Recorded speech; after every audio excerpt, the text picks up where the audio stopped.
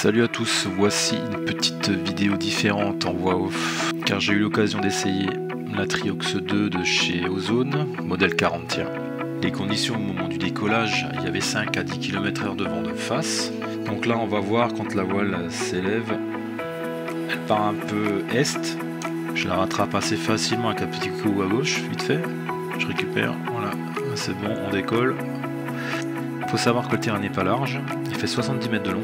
J'empiétais de 2 mètres à l'arrière et j'ai décollé 10 mètres un peu avant, ce qui correspond à peu près à 50 mètres pour décoller, ce qui est normal pour une voile neuve. Ce qu'il faut savoir, c'est que je suis sur un chariot HSCOM tout inox avec un moteur Rotax 582. J'avais 15 litres d'essence.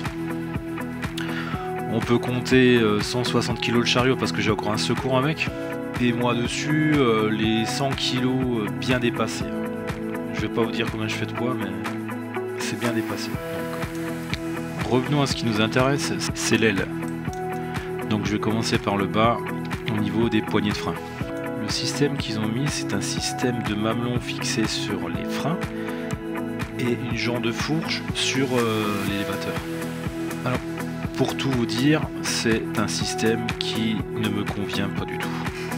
Je vous dis ça parce que j'ai galéré pour les attraper, déjà d'une, parce que les poignées sont fermées, il n'y a pas de joint à l'intérieur, c'est des poignées de type accro, hein.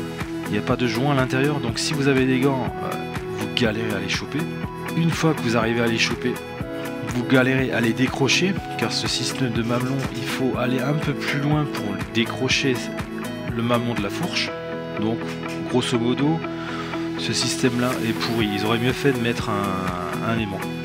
À part ça, les commandes sont très souples, c'est vraiment très agréable, c'est précis.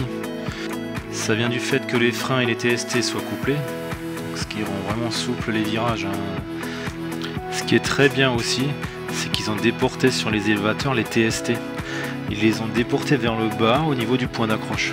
Ça c'est vraiment génial, hein, parce que quand vous êtes en vitesse de croisière et tout ça, pour vous diriger, c'est vraiment excellent, parce que vous les avez juste en bout de main, là, c'est tip top.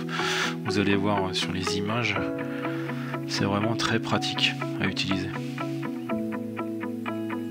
Donc là je suis en train de jouer un peu, là je prends en main les TST là. Ça c'est vraiment très cool quoi. Bon, il y a un côté qui était un peu emmêlé, le côté gauche là. Un peu ce truc, et là c'était bon, voilà. Mais ça c'est vraiment bien foutu, hein.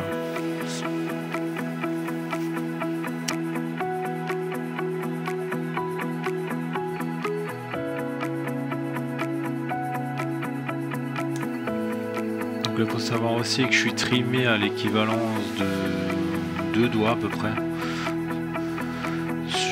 Sur le trim, il y a une petite encoche rouge, je suis à ce niveau là en fait, je suis trimé quasiment à fond quoi. Donc on peut voir les vitesses là.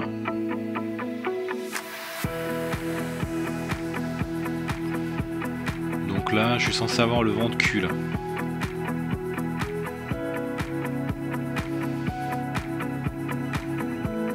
Voilà.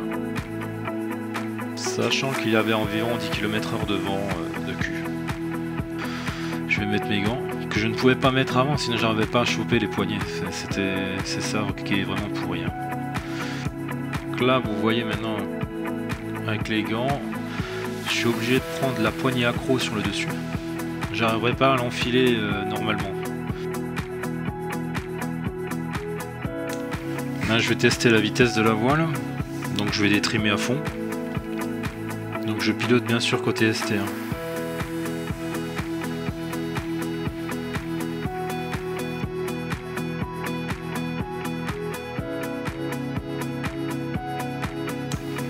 Là je vais me mettre vent de face.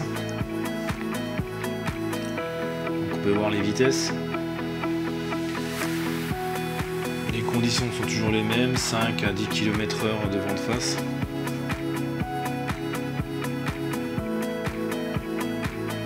Elle est ultra stable la voile, il n'y a rien à dire, c'est un vrai rail, hein, elle file sur un rail.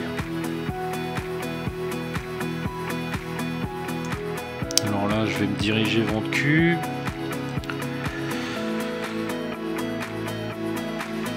On va voir le compteur, je prends 10 km/h.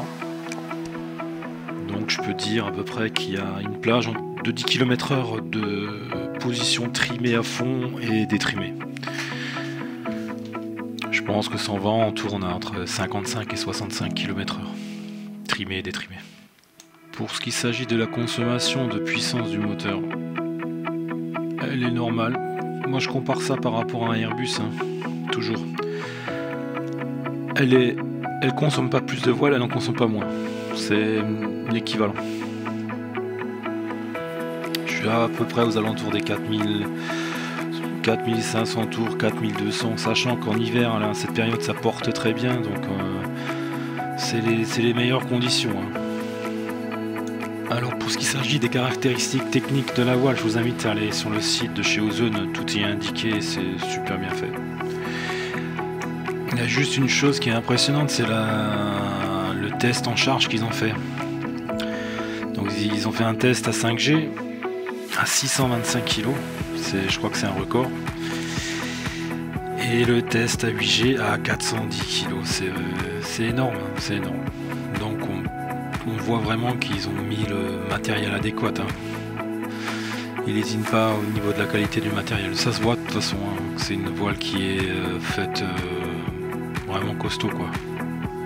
Voilà, c'est comme ça que se termine cette vidéo. J'espère que ça a pu vous aider dans votre choix. Pour moi, c'est une super voile. Elle a quelques défauts au niveau des élévateurs. Je trouve que c'est un peu fouillis en fait, hein, grosso modo. C'est un peu fouillis quand vous accrochez tout ça, c'est un peu fouillis. Après, j'ai vu qu'au niveau de la poignée, c'est réglable. On peut la descendre, la déporter un peu. Ça va peut-être aider pour l'accroche et tout ça. Mais je pense que ça aurait été mieux avec un aimant.